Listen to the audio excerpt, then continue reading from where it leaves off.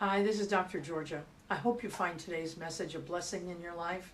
We want to make sure that we continue to provide these video messages for you when you can't come to church, or for those of you who live in a different state, or we noticed recently we have a lot of people in even different countries who are tuning in. So if that is you and you can donate to us, we invite you to hit that donate button just below the message here.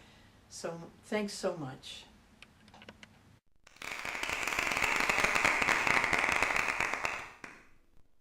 Let us prepare ourselves. If you put your hand over your eyes, I open my eyes to see the spiritual truth today. I open my eyes to see the spiritual truth today. And now over your ears, I open my ears to hear the spiritual truth today. I open my ears to hear the spiritual truth today. Now just over your heart and extend out your arms.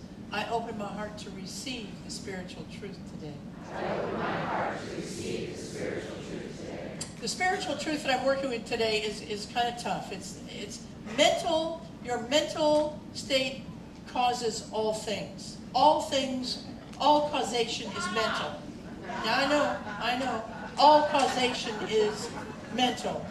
See, even ministers and practitioners, we don't really love that either. But the truth is, if you want to move forward, we've got to embrace this idea. Not fear it, but embrace this idea that all causation is mental. Well, you might say, well, Reverend Georgia, is that my health? Yes, all your health is caused by mental state. Now, what about, Reverend Georgia, what about my cholesterol genes? What about my diabetes genes? What about my bad teeth genes from my father's side of the family? What about those? I don't have any control over those. No, you don't.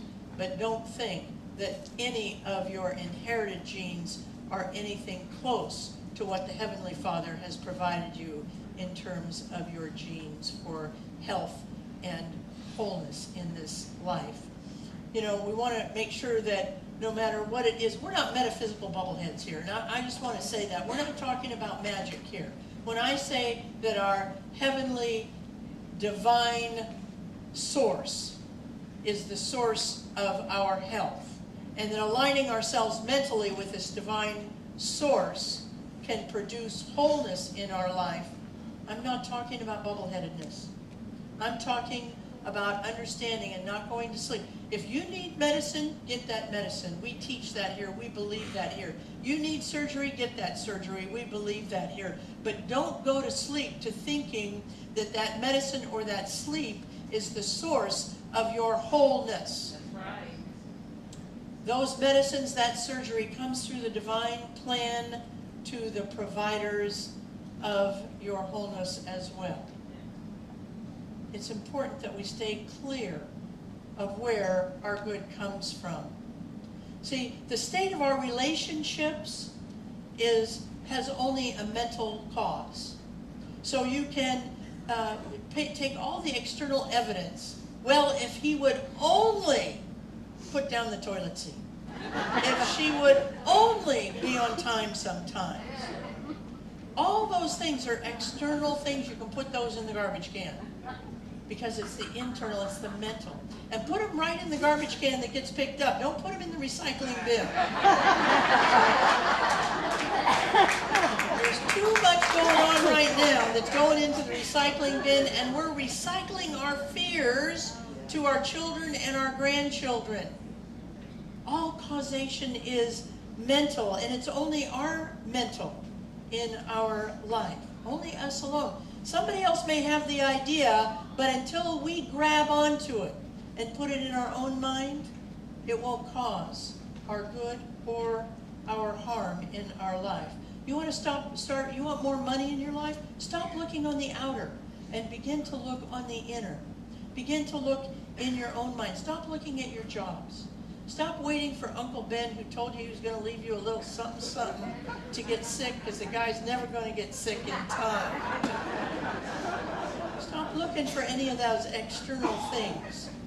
Stop lamenting that you've lost an opportunity. Oh, I lost that opportunity. The universe is still providing you opportunity after opportunity after opportunity, because we live in an unlimited universe in our life. Stop thinking that if you didn't go to college, You can't be an abundant person. I heard about a story recently. I think it's from O. Henry, but it might not be. But it's about a guy who worked at the lumber yard as a janitor. And the lumber yard was sold to a new company. And the new company had a policy that if you worked for them, you had to be able to read and write. And the janitor could do neither. He could neither read nor write. And they fired him. He was a good janitor, but they fired him because that was their policy. And so he decided that he would buy some cigarettes and go down to the train station. This was before cigarettes were bad and banned. He would go down to the train station, and if somebody looked like they were looking for a cigarette and didn't have one, he'd go up and offer them a pack for a little bit of a profit. And it began to take off. And he sold so many cigarettes this way that he got a little case. And he had a case of tobacco and cigarettes at the train station. And he became very successful, so successful that the next stop down, he hired somebody and he made a little stand there with the same thing. And then he went down to the next stop and the next stop until he had 4 or 5 stands, and he was making quite a bit of money. And a friend of his said, "You're making so much money. Where are you putting all this money?" He said, "I have it in a box in my house." I said, "You want to see it?" The guy says, "Yeah, I'd like to see it." And the box was just filled with money. He said, "Look, this is crazy. You need to take this money to a bank. Somebody's going to steal your money. Let me take you down to the bank." He did. He took him down to the bank, and the banker said, "Sure, you're happy to see a guy walk in with a box full of money." He said, "Sure. All you have to do is to fill out this card, this registration card, and then every time you come in, you make your signature and you write it out, and we'll give you your money." He said, "But I can't read and write." He said, "You can't read and write? You have all this money?" He said, "Think of what you'd be doing right now if you could read and write." And the guy says, "Yeah, I'd be a janitor down at the mill."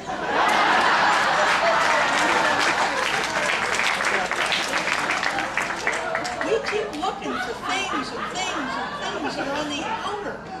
And we need to look here. This is where the things are for our life. Well, we're working on a series of ancient wisdom from the book of Matthew in the New Testament, from the teaching of Jesus and his Sermon on the Mount. It's the first 8 lines of the Sermon on the Mount, the Beatitudes. Somebody told me at first service, she said she came from a Christian tradition and she learned it as Beatitudes. And that's what we want to do, because our attitude determines what we attract in our life. And these Beatitudes can help us begin to understand how we can improve our life. Ancient wisdom for today's world.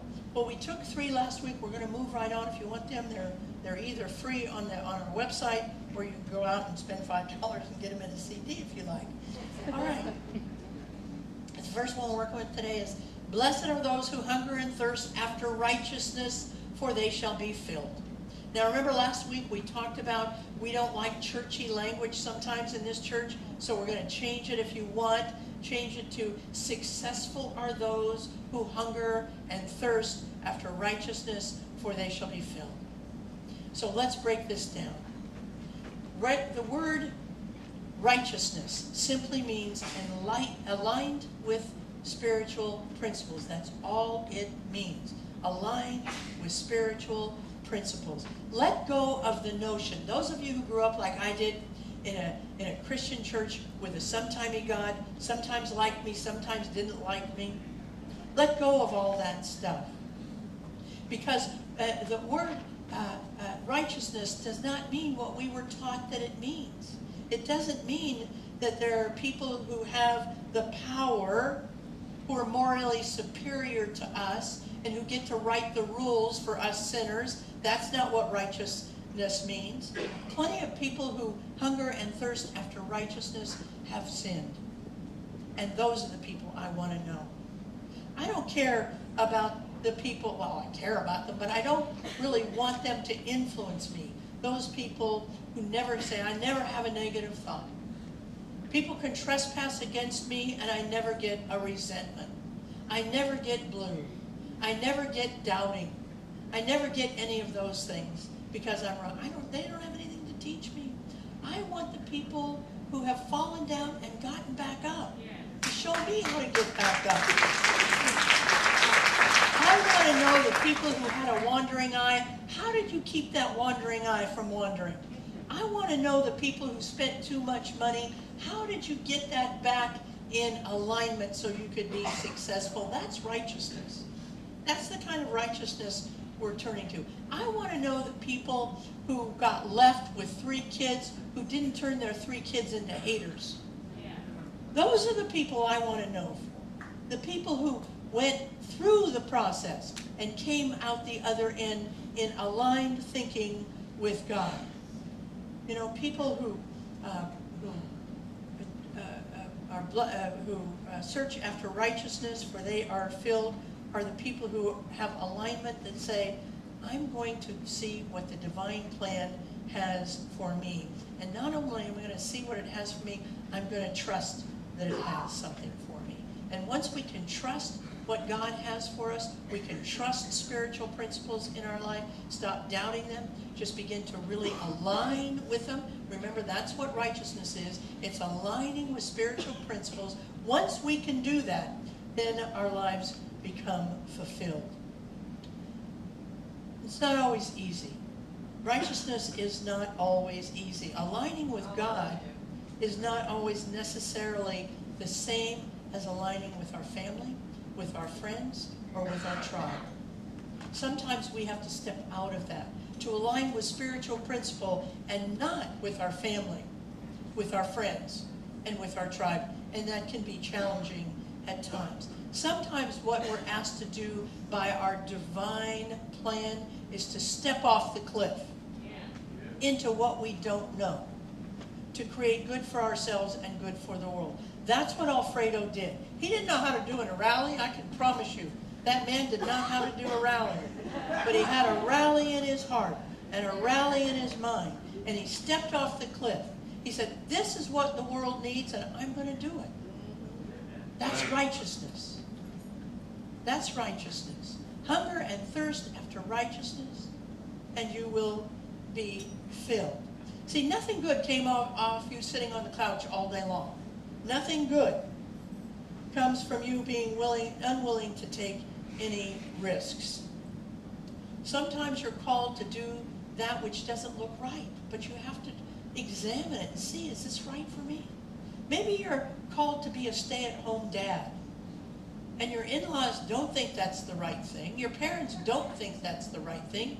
Your guy friends don't think that's the right thing. But you and your wife think that's the right thing for you and for your family, for your children. You got to step off into that. That's righteousness. When you're willing to take those risks. Maybe you're called to learn how to play the piano at the age of 70. And everybody's saying, too old. No. I'm called to do that. I'm willing to step out. I'm willing to step off the cliff. I'm willing to turn away from the howlers. Let them howl. I'm going to learn how to play the piano anyway. Amen. Amen? See, righteous thinking requires that we hear the divine plan, and that requires that we're willing to put making mistakes aside. We have to be willing to make mistakes. We have to learn how to be willing to take risks if you want to be able to be a righteous person in this way, hearing the divine plan and moving, trusting it enough to move forward in it. To do that, you have to be, I have a friend who hates making mistakes. I mean hates. Some of you hate making mistakes. I don't really mind. I made some bad. You know, not too long ago, I sent out an email to, I don't know, 1,700 people, and I spelled Beatitudes wrong. And I beat myself up for about 10 minutes. You know, did anybody die from that? No. Anybody lose their job? No. You got to learn how to take risks and make mistakes. Well, my friend hates making mistakes. Just makes her crazy. Just makes her crazy. But she's smart. And she learned how to do something. You know, sometimes we think that spiritual practice means we have to start being fearful of making mistakes and go right over here to being a big mistake maker and a risk taker. But that's not the case. That's not the case. We have to move through it. That's why we call it spiritual practice. She's developed a spiritual practice that's kind of like test driving. And some of us need to test drive what's in our heart to do. But it's kind of scary to do it, and we think we might make a mistake. Don't commit to it. Just test drive it and see. Some of us in this room need to test drive some things. We need to test drive. We want a date, but we need to test drive asking somebody out. Don't make a commit. Just test drive seeing what that feels like, asking somebody to go out. Some of us need to test drive making investments. We have a little money, we need to test drive that making investments. You don't know how, you might make a mistake. But if you're test driving, you're not committed to it yet. You're just test drive. Some of you need to test drive recovery, you know what I mean? You need to test drive going to a recovery meeting. You're not committing to anything, you're going to check it out, see what it's like. See, now, but here's the thing. Remember, when you test drive something, you don't get to take it home with you. You're just test driving.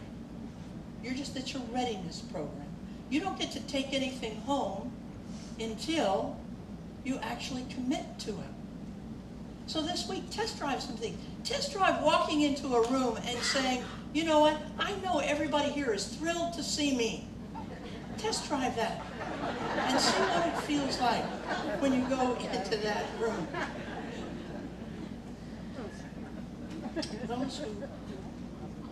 Those who are blessed are those who hunger and thirst after righteousness, so they are fulfilled. I'm gonna sneak on to the end one now. The end one is this: blessed are the merciful, for they shall obtain mercy. Blessed are the merciful, for they shall obtain mercy. Successful are the merciful, for they shall obtain mercy. It's a great way of looking at the law of circulation. What you put out will come back to you. You want to have mercy in your life? You want people to give you a break when you do make a mistake? Be a merciful person. Be that person who puts it out so that it can come back to you in your life. Those of you who are supervisors and managers, practice being merciful. Anybody who has power over anybody for any reason, maybe it's your kids, whatever it is, practice being merciful, for you shall have mercy. And you know what? It feels good. There are times when you're going to say, well, I don't want to be merciful. They don't deserve mercy. They don't deserve that. Practice doing it anyway. I promise you, the feeling of goodness that you'll have if you are merciful will way outweigh the feeling of goodness that you have about being judgmental to somebody else. Always, every time. Even when you don't think it, well, I don't want them to get away with that. Believe me, they're not going to get away with it. And you don't have to do anything to cause anything. But the most important thing that we need to be merciful about, the most important person for us to be merciful to, is ourselves. We're so hard on ourselves. If you could practice this week just being merciful to yourself, you'd change your life. You would change your life. You cannot unscramble eggs. They're scrambled. Whatever you did is done. It's done. Be merciful to yourself. And I promise you, what will come back will feel amazing.